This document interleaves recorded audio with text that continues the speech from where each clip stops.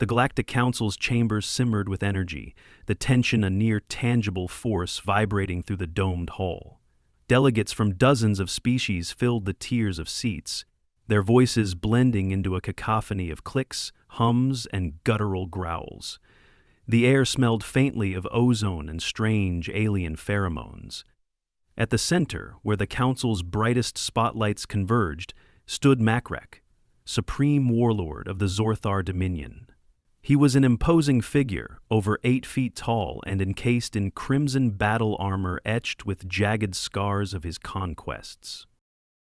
Makrek's voice rumbled like an avalanche, cutting through the noise. "You call these creatures allies?" He gestured with a massive clawed hand toward the human delegation on the opposite side of the chamber. "These? Humans?" He spat the word like venom. "They are fragile, short-lived, no claws, no natural armor. Their strength, laughable." His golden eyes scanned the council members with contempt. "Are we reduced to elevating pests to the ranks of the galaxy's finest?" Thomas Harker, Earth's appointed ambassador, sat unflinching in the human delegation's modest booth. In stark contrast to Makrek, Harker was slight, almost nondescript, with graying hair and a precisely tailored navy blue suit. He stood slowly, letting the silence settle, and then met Makrek's blazing gaze with calm determination. "Warlord Makrek," Harker began, his voice carrying just enough edge to turn heads. "Humans may lack claws and armor, but we make up for it in other ways." Makrek's laugh exploded like a thunderclap, reverberating off the chamber walls. "Other ways? What ways could your pathetic species possibly offer? An endless supply of excuses, perhaps?" He turned, addressing the council. "This is what you offer me, as a worthy adversary? A species so weak, they must surely shatter at the first blow. I should consider this challenge an insult." The chamber rippled with unease. Delegates exchanged uneasy glances, their voices a low hum of apprehension. The Zorthar Dominion was infamous for its brutal campaigns, led by Makrek's insatiable thirst for dominance. His trademark strategy was to test a species' mettle by engaging them in a prolonged campaign. Inevitably, his armies crushed them, leaving no question of Zorthar's supremacy. Unfazed, Harker responded with a slight smirk. "Strength isn't always what it seems, Warlord. But if you're so confident, why waste your breath? Prove it." Makrek leaned forward, the polished edges of his armor catching the light. "A test, then," he declared. His sharp teeth glinted as he smiled. "Your humans claim resilience. Let us see it. I will bring the might of the Zorthar Dominion against your species. Choose your battlefield, human. Survive for 3 full cycles, and I will concede that humanity is not entirely worthless. But when you fail, and you will fail, Earth will bow to the Dominion." Gasps rippled through the council, and the chamber descended into chaos. Delegates voiced their shock, some openly pleading with Harker to refuse.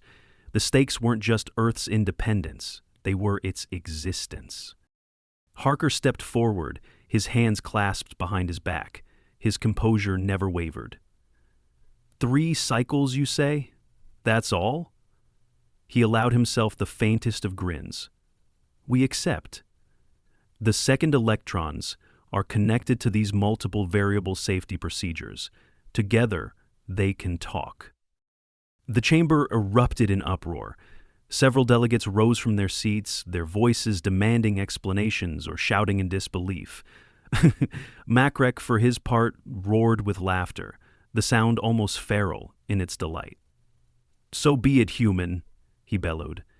"Prepare your people. You have 30 rotations to decide your battlefield. After that, we begin."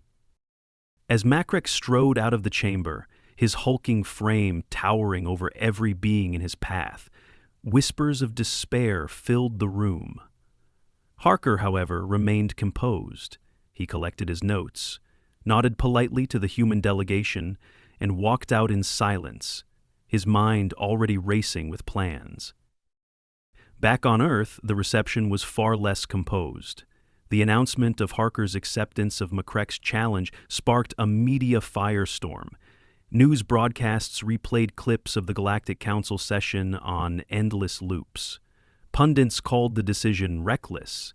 Protests erupted across major cities. The United Nations hastily convened an emergency summit with heads of state demanding answers. Harker addressed the assembly with his trademark calm. "Makrek wants us to fight his war by his rules," he said, his voice measured but firm. "But humanity has never fought fair, and we're not about to start now." He outlined the grim reality. Earth's military was underfunded. Its technology, while impressive by human standards, was middling in the eyes of the galaxy. But the situation wasn't hopeless. Humanity's strength had never been in its raw power. It lay in its adaptability, ingenuity, and unrelenting spirit. Behind the scenes, Harker assembled a coalition of Earth's brightest minds. Scientists, engineers, military strategists, psychologists, all were brought together in a sprawling think tank. Their mission was clear: devise a strategy not to defeat the Zorthar Dominion outright, but to survive them, to endure.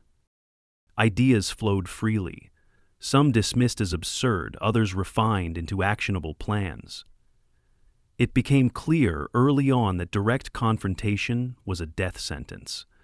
Instead, humanity's approach would center on asymmetry, guerrilla tactics, psychological warfare, and exploiting every weakness in Zorthar doctrine. "Makrek underestimates us," Harker told the gathered minds during the late-night strategy session. "He thinks in terms of brute force, overwhelming numbers, and swift victories. We'll give him none of those things. If he wants a war, we'll give him a war he'll never forget." The plan that emerged was unorthodox, even by human standards. They would select a battlefield far from Earth, a desolate, resource-rich moon called Darcis. Its rugged terrain and hostile climate would neutralize many of the Zorthar's technological advantages. The humans would establish a decoy base to draw Makrek's forces into a costly cat-and-mouse game, and every step of the way, the humans would prioritize endurance over direct engagement. 30 rotations later, the skies above Darcis darkened as the Zorthar fleet arrived. Hundreds of warships descended through the atmosphere, their massive forms casting long shadows across the jagged terrain. The Zorthar's landing process was a show of overwhelming force, with soldiers marching in perfect synchronization beneath the roar of their carriers. On board his flagship, Makrek surveyed the moon's surface through a holographic display. The human's base was visible on the far side, a haphazard collection of prefabricated structures and makeshift defenses. Makrek sneered. "Pitiful. Commander Zorthar," he said, turning to his second-in-command. "Begin the assault. Let us see how long these creatures last." Zorthar's first wave struck swiftly. Troops poured into the human base, their weapons scorching the air as they demolished the flimsy structures. But, to their surprise, there was no resistance. The humans had abandoned the site entirely. What remained was a maze of decoys, traps, and false leads. Explosions tore through the Zorthar ranks as hidden mines detonated, and automated turrets sprang to life, shredding the invaders before self-destructing. By the time the Zorthar forces secured the base, they had suffered heavy casualties. Makrek's irritation mounted as reports flooded in. "So, they run and hide," he muttered. "Cowards, but they cannot evade us forever." Yet the coming cycles would prove that this was no mere retreat. It was the beginning of a new kind of war, one Makrek had never faced before. The Zorthar Dominion began its campaign on Darcis with overwhelming confidence. Makrek's army operated like a precision machine, its every movement calculated to crush resistance. Squads of heavily armored soldiers swept across the barren moon, their energy weapons glowing with destructive power. Ships patrolled the skies, scanning relentlessly for signs of human life. Makrek himself watched from his flagship, the Bloodfire, an imposing vessel bristling with enough firepower to vaporize continents. Standing tall on the bridge, he growled orders with the ease of a general who had seen countless victories. To him, the humans were a puzzle, an irritation that would soon break under the pressure of his unstoppable force. The humans, however, were anything but broken. On the surface of Darcis, Thomas Harker coordinated their efforts from a hidden command center deep within a series of volcanic tunnels. The air was thin, the ground unstable, but the humans had adapted. Engineers reinforced the tunnels with salvaged materials, while scouts patrolled the area, relaying Zorthar troop movements. Harker leaned over a holographic map of the moon, his face lit by the glow of enemy activity markers. Around him, his team worked in hushed, focused silence. "Let's make them pay for every step," Harker said, his voice calm but resolute. "We'll hit their supply convoys here." He pointed to a narrow pass between two jagged ridges. "And here. They'll have to divert troops to secure those routes, leaving their flanks exposed." One of his strategists, a wiry woman named Rena, smirked. "And when they do, we'll hit their flanks." "Exactly," Harker replied. "Small, precise strikes. No extended engagements. We can't afford to let them pin us down." The humans were masters of misdirection. They planted decoys that drew Zorthar forces into empty wastelands. They rigged mines to create avalanches that buried entire squadrons. Drones, cobbled together from scavenged parts, delivered false signals to confuse Zorthar scanners. Makrek's forces grew increasingly frustrated as they struggled to make meaningful progress. Every time they thought they had cornered the humans, they found nothing but empty terrain and more traps. Soldiers began grumbling, their confidence shaken by the relentless psychological warfare. Makrek, however, remained outwardly composed. On the bridge of the Bloodfire, he listened to reports of missing supplies and ambushed patrols with a stony expression. When one of his lieutenants hesitated while delivering the latest casualty figures, Makrek slammed his fist onto the command console, shattering a control panel. The Aracy, Rodent's avatar's grand in all the press correspondence. The Aracy, the Abyss, ranks as one of heaven only and propagators of the Black Iris. "They're rodents," he snarled, "and rodents do not outlast wolves." "Warlord," Vronas ventured cautiously, "our forces are spread thin as it is. If we do not lecture me on strategy," Makrek barked. "They are flesh and bone, not ghosts. They will falter." But the humans did not falter. They struck harder, targeting the Dominion's lifeblood, its supply chains. Convoys carrying fuel and rations disappeared into ambushes. Explosive devices took out key transports, leaving surviving troops stranded in the moon's hostile environment. In one particularly bold move, Harker authorized an operation to hijack a Dominion supply shuttle. A small team infiltrated the Zorthar base, under the cover of darkness, using cloaking devices and stolen uniforms. By the time the shuttle's true purpose was discovered, it was too late. The humans had repurposed its supplies and used its flight logs to track additional Dominion movements. Makrek's fury grew with each setback. "How is this possible?" he demanded during a briefing with his senior officers. "We have conquered worlds, crushed fleets, annihilated entire civilizations, yet these weaklings humiliate us at every turn." Vronas hesitated before responding. "Warlord," They fight. Differently. They exploit our strengths, turning them into weaknesses. Our reliance on supply chains, our rigid formations. These humans understand them too well. Makrek's claws curled into fists. Then we will give them no choice but to fight on our terms. Deploy the battle mechs. Burn every hiding place they have. Massive, hulking machines of destruction descended onto Darcis, their towering forms armed with flamethrowers and plasma cannons. The Zorthar battle mechs scoured the landscape, reducing suspected human positions to ash. For a moment, it seemed the tide might turn in the Dominion's favor. But Harker had anticipated the mechs. The humans lured them into narrow canyons rigged with explosive charges. In one ambush, the detonation of buried mines caused a landslide that destroyed 2 mechs and buried a third. Another team deployed EMP devices to disable the mech systems, allowing human commandos to dismantle the hulking machines piece by piece. The once terrifying behemoths were reduced to scrap, their remains scavenged for parts to bolster the humans' defenses. As the first cycle came to a close, Makrek's frustration reached a boiling point. His army, bred for decisive victories, was bogged down in a war of attrition.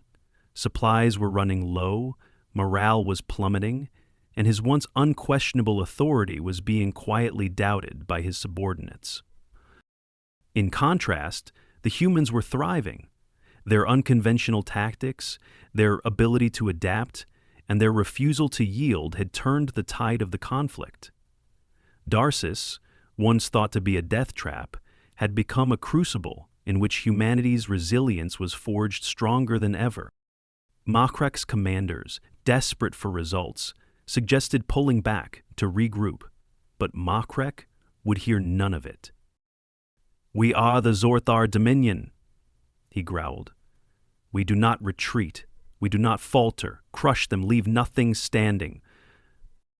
In their underground command center, Harker and his team prepared for the second cycle of the campaign. The Zorthar were becoming more desperate, more reckless, and Harker knew that desperation could make them dangerous. But as he studied the map of Darcis, watching the flickering markers of Zorthar movements, Harker allowed himself a rare moment of satisfaction. "They're cracking," he murmured. Rena looked up from her console. "Do you think they'll break?" "They don't have a choice," Harker replied. "But it won't be easy. We'll keep the pressure on." The Zorthar Dominion had underestimated humanity. They had mistaken fragility for weakness and endurance for stubbornness. But Harker knew the truth. Humanity didn't just endure. They thrived in adversity. And the war was far from over. The second cycle on Darcis opened with a grim determination on both sides. Makrek's forces, battered and humiliated, launched a renewed offensive, focusing all their resources on one goal: annihilation. The Warlord's pride would not allow for anything less, yet for all their firepower and ruthlessness, the Zorthar Dominion found themselves sinking further into the quagmire of a war they couldn't understand. Harker, hidden deep within the volcanic tunnels, studied the latest intelligence reports with his characteristic calm. The Zorthar had begun to consolidate their forces, abandoning far-flung search operations in favor of striking the humans' presumed stronghold. This shift in strategy was expected.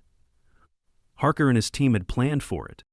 "They're getting desperate," said Rena, her sharp features illuminated by the holographic map. "They're pulling troops from their outer patrols. That's going to leave their supply lines even more vulnerable."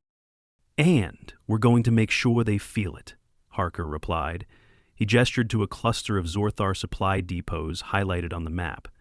"We hit these 3 in quick succession. The first strike will pull their defenses to that location, leaving the others exposed. We take what we can carry and destroy the rest. No food, no fuel, no munitions. Without supplies, their push will falter." The operations were executed with brutal efficiency. Small human strike teams infiltrated Zorthar depots under the cover of Darcis's acidic storms. Explosive charges leveled structures, leaving craters where vital supplies had once been stored. The Zorthar defenders, sluggish from fatigue and constant tension, found themselves outmatched by the humans' guerrilla tactics. Makrek received the reports with barely contained fury. On the bridge of the Bloodfire, his claws dug into the armrests of his command throne. His once dominant fleet orbited the moon like vultures, their resources stretched to the breaking point. Would have they not been exterminated? Makrek growled, glaring at Vronis and the other senior officers gathered before him. Warlord, Vronis began cautiously, the humans strike and vanish before we can mount a response. Our patrols are ambushed, our supply depots destroyed. Their tactics are alien to us. Makrek's growl deepened, his crimson armor catching the light as he leaned forward. Alien? They are insects. If they burrow into the ground, we will dig them out. If they hide in the shadows, we will burn every shadow from this cursed moon. Deploy the next wave of mechs. Sweep every crevice, every canyon. Leave nothing unscathed. The Zorthar mechs returned to the battlefield, but the humans were ready. Harker's engineers had been working tirelessly to create EMP weapons from scavenged Dominion technology. These improvised devices were deployed in ambushes, rendering the mechs immobile and vulnerable. In one engagement, a human strike team lured an entire squad of mechs into a narrow canyon. A carefully timed EMP detonation disabled their systems, leaving them exposed to explosive charges that reduced them to molten wreckage. The Zorthar troops, demoralized and leaderless, began to unravel. Desertion rates soared. Entire battalions abandoned their posts, slipping into the wilds of Darcis to avoid the endless torment of a war they couldn't win. Makrek's frustration reached a boiling point. He personally led a detachment of elite troops in a search for the human command center, determined to crush the resistance himself. But Harker had anticipated this. The humans had rigged false trails leading to decoy positions, each one more elaborate than the last. Makrek's forces wasted precious time and resources chasing shadows, while the real command center remained untouched. As the second cycle drew to a close, the Zorthar Dominion was a fractured and weakened force. Supplies were critically low. Morale was non-existent. The once mighty army that had crushed civilizations across the galaxy was reduced to scavenging the hostile terrain of Darcis. In their hidden base, Harker and his team prepared for the next phase of their campaign. Rena stood beside him, her gaze fixed on the holographic map. "They're on the ropes," she said. "One good push and we could finish this." Harker shook his head. "Not yet. Makrek isn't the kind to surrender. He'll keep fighting until there's nothing left, and that makes him dangerous." "So, what's the plan?" Harker smiled faintly. "We keep doing what we've been doing. We hit them where it hurts, we outlast them, and when Makrek finally breaks, we'll be ready." Makrek paced the bridge of the Bloodfire, his mind racing. He couldn't deny the truth any longer. The humans had outmaneuvered him at every turn. His once unquestionable authority was eroding, his troops doubting his leadership. But surrender was not an option. "Prepare the fleet," he growled to Vronis. "If we cannot defeat them on the ground, we will destroy this moon from orbit." Vronis hesitated. "Warlord, our ships lack the energy reserves for sustained bombardment.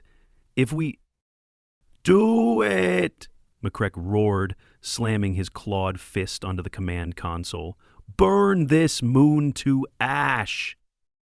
As the Zorthar fleet began its preparations, Harker received the intelligence reports with a grim expression. "They're going to glass the surface," he said.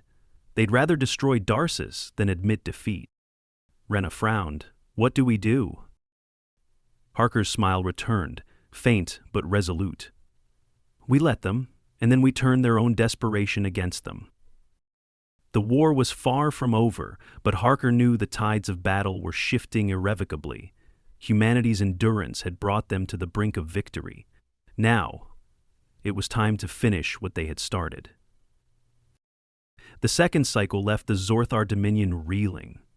Supply lines were obliterated, morale was in shambles, and soldiers whispered rumors of defeat in the shadows. Still, Makrek refused to yield. The Warlord's fiery speeches and iron-fisted leadership pushed his troops to regroup, even as the cracks in their once mighty war machine deepened. On Darcis, the humans prepared for what they knew would be a final, desperate push by the Zorthar. Harker and his team observed the enemy's movements carefully, piecing together their strategy like a puzzle. Makrek was a cornered predator now, and his every move was steeped in rage. Makrek's got nothing left but brute force, Harker said, tracing a line on the holographic map. He'll throw everything he has at us. If we can withstand this, the war is ours. Rena frowned. Withstand? That's a big if, Harker. Their desperation might make them reckless, but it also makes them dangerous. Which is why we don't fight fair, Harker replied. The humans had prepared a final stronghold, a natural fortress, deep within a volcanic canyon. It was a treacherous terrain, riddled with lava flows and sulfuric storms, chosen not for its defenses, but for its dangers. If the Zorthar wanted a direct fight, they would have to cross terrain that could kill them before a single human fired a shot. Makrek launched his assault with everything he had. The skies over Darcis filled with Zorthar ships, and waves of soldiers advanced across the unforgiving terrain. Battle mechs, smaller in number but still formidable, led the charge. Harker and his team watched from the command center, monitoring the assault through drones and scanners. Activate the first wave, Harker ordered. Explosions erupted across the Zorthar formation as mines, carefully placed along the approach, detonated in sequence. The volcanic ground gave way beneath their feet, swallowing squads whole. Drones launched from hidden positions, strafing the enemy with precision strikes before disappearing into the cliffs. Despite the devastation, Makrek pressed forward. The Warlord's fury was palpable as he roared orders from his command ship. Advance, no retreat, victory or death. The Zorthar soldiers obeyed, but it was clear their resolve was faltering. The humans' traps were relentless. Energy fields that short-circuited their weapons, hallucinogenic gases that disoriented entire squads, and holograms that lured them into dead ends. Makrek, however, refused to stop. He personally led a squad into the canyon, his crimson armor gleaming even in the choking sulfuric fog. Humans think they're clever, he growled, his voice crackling over the comms. But cleverness will not save them. Harker waited patiently, monitoring Makrek's movements. The Warlord was predictable in his rage, and that predictability was his weakness. Now, Harker said. The humans triggered a chain reaction, collapsing a portion of the canyon behind Makrek's forces. The Warlord and his remaining troops were cut off, trapped in the heart of the volcanic wasteland with no reinforcements. Makrek's fury reached a fever pitch. They dare, he roared. They think they've trapped me. I will rip them apart with my bare hands. But even as he bellowed, his soldiers hesitated. Many had lost faith in the Warlord's invincibility. Desertions increased as the humans' tactics continued to whittle away their numbers. Harker's forces surrounded Makrek's position. The humans didn't attack directly, instead they waited, letting the terrain and the Warlord's desperation do their work. Supplies ran out, tempers frayed, and the volcanic storms grew fiercer. Finally, as the Zorthar troops dwindled to almost nothing, Harker made his move. He sent a single drone into Makrek's camp, broadcasting a message. "Warlord Makrek," Harker's calm voice echoed through the canyon. "It's over. Your forces are gone. Your army is broken. Surrender now, and we might just let you live." Makrek smashed the drone with his fist. "Never," he shouted. "I will never kneel to you." Harker, observing from a safe distance, sighed. I figured he'd say that. The humans launched their final assault. Drones and commando squads swept through Makrek's camp, overwhelming the few remaining Zorthar soldiers. Makrek himself fought with the ferocity of a cornered beast, but it was not enough. Harker approached the Warlord after the battle, stepping over the debris and wreckage. Makrek, bloodied but still defiant, glared at him. "You think this is victory?" Makrek spat. "I would rather die than admit defeat to you." Harker crossed his arms, his expression calm. "That's your choice, Warlord. But think about this. You've spent your entire life building a reputation as the galaxy's greatest conqueror. Do you really want to end it here, on your knees in a volcanic pit, beaten by the weak humans you mocked? At least I saw my king as a great striving force of evil and good chosen in war for good. So now..." Makrek growled but said nothing. "The galaxy is watching," Harker continued. "You can choose death, or you can live to tell your side of the story. Either way, we've won. But at least one of those options lets you walk away with something." After a long silence, Makrek slumped forward, his massive frame suddenly seeming smaller. "You're more ruthless than I gave you credit for, human." "Not ruthless," Harker replied, "just realistic." Makrek threw down his weapon, signaling his surrender. The war was over. In the aftermath, the Galactic Council convened to hear the terms of the Zorthar Dominion's defeat. Makrek, stripped of his title and armor, stood before the assembly to formally concede. His voice was steady, but his eyes betrayed the humiliation he felt. Thomas Harker watched from the human delegation, his expression unreadable. When asked for humanity's demands, he replied simply, "Leave us in peace, and remember what happened here?" The galaxy did not forget.